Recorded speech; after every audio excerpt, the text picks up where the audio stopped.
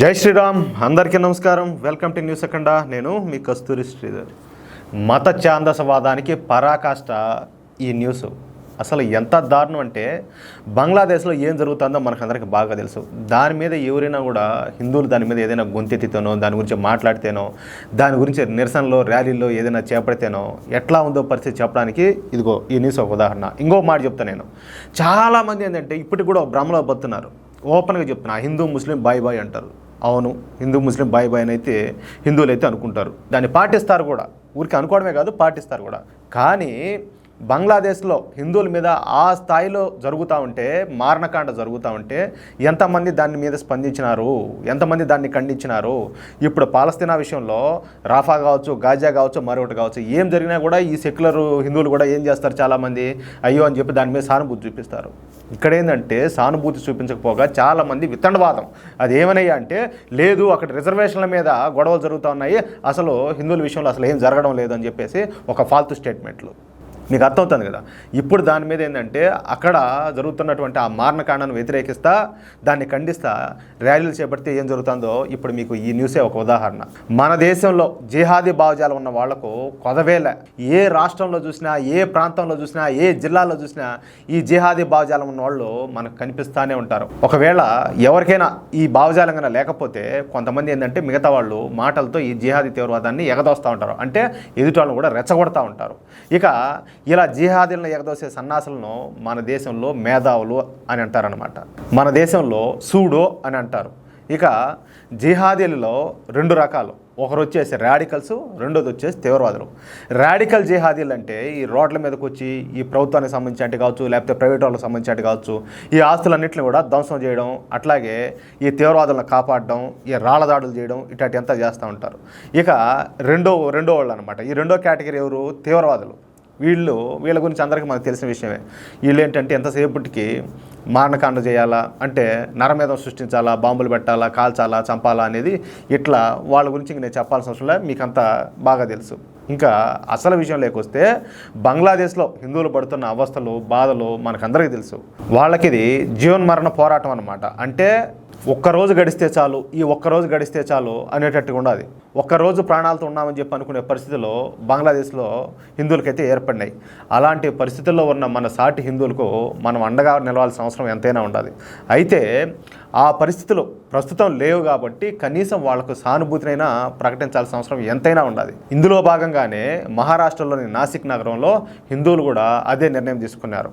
బంగ్లాదేశ్ హిందువులకు కనీసం మద్దతుగా నిలవాలని చెప్పేసి వీళ్ళందరూ కూడా ఒక నిర్ణయానికి వచ్చినారు. అనుకునిందే తడువుగా కొన్ని వందలాది మంది హిందువులు అందరూ కలిసి ఏం చేశారంటే, నాసిక్లో ఒక పెద్ద ర్యాలీ అయితే ఒకటి చేపట్టినారు. సైలెంట్గా తమ నిరసన ర్యాలీ జరుపుకుంటూ పోతున్నారు. మామూలుగా అయితే మనకు తెలిసిన విషయమే, హిందువులు ఎక్కడ కూడా ఈ గలాటాలు చేయడం కానీ, గొడవలు ఇట్లాంటి అంతా రాళ్ళు దాడులు చేయడం ఇదంతా కూడా ఏం చేయరు. వాళ్ళు ఏదైనా చేస్తే శాంతియుతంగా ఏదైనా నిరసన తెలిపినామా, చేసినామా, ఇట్లే ఉంటుంది అంతే. ఎక్కడి నుంచి ఊడిపడిందో కానీ ఈ రాక్షస రాడికల్ జిహాదీ గుంపు ఒక్కసారిగా ఊడిపడింది. వీళ్ళందరూ ఏంటంటే నాసిక్లో హిందువులు ప్రశాంతంగా నిర్వహిస్తున్న ఈ నిరసన ర్యాలీ మీద పెద్ద ఎత్తున రాళ్ల దాడి మొదలుపెట్టినారు. చూడండి అయ్యా, అసలు బంగ్లాదేశ్లో ఏం జరగలేదంటారు ఇట్టోళ్ళు.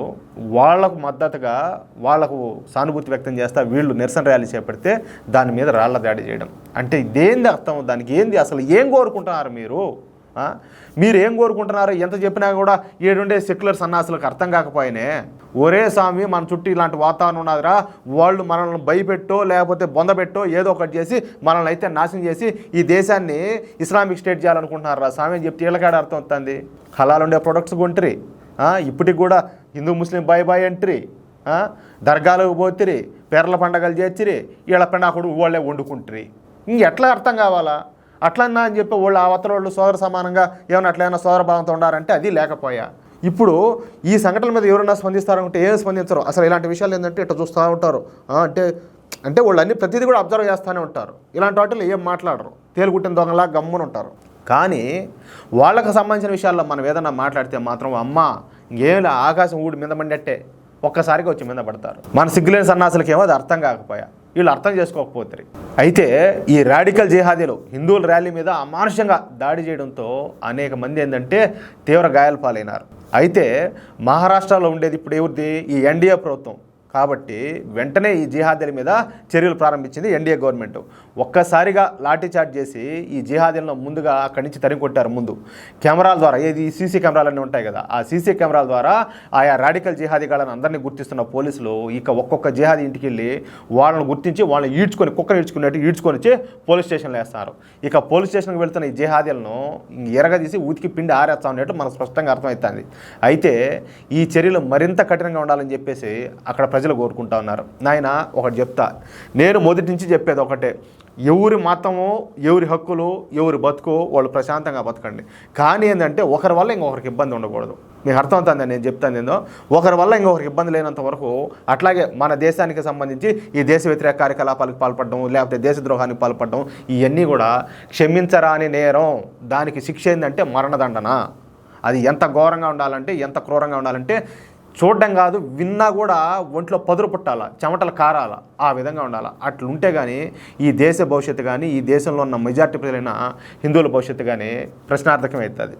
మీకు అర్థం చేసుకుంటే అర్థం చేసుకునేంత.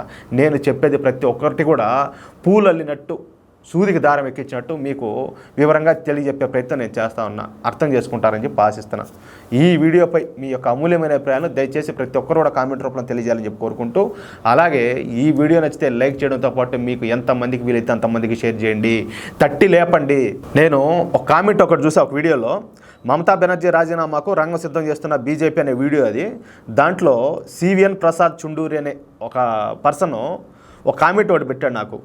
ఈ వీడియోను నేను 62 మందికి షేర్ చేశాను అని పెట్టాడు. నాయన నువ్వు ఎవరో కానీ దండం స్వామి మహాప్రభు, నువ్వు అంత ఓపికగా అంతమందికి షేర్ చేసినావంటే మీలాంటి వాళ్ళ సపోర్టే మేము కోరుకుంటుంది. కాబట్టి దయచేసి ప్రతి ఒక్కరూ మీ శక్తి మేరకు మీకున్న సమయాన్ని బట్టి వీలైనంత మందికి షేర్ చేయాలని చెప్పేసి ఈ వీడియో ద్వారా పదే పదే నేను కోరుకుంటా ఉన్నా.